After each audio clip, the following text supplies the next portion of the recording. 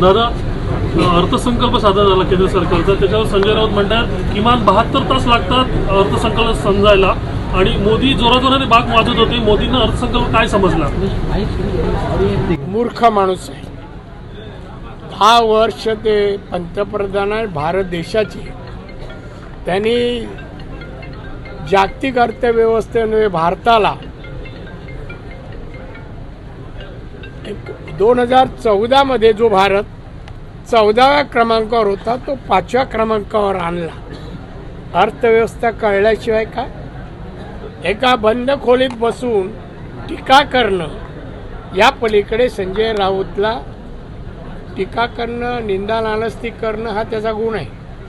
त्यामुळे त्याच्या कुठल्या वाक्याची टीकेची दखल घेऊ नये असं मला वाटतं.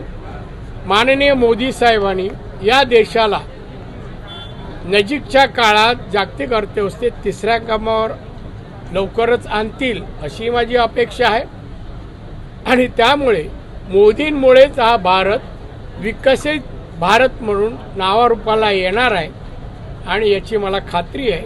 त्यामुळे संजय राऊत याच्यासारख्या माणसाने अशा विषयावर बोलू नये.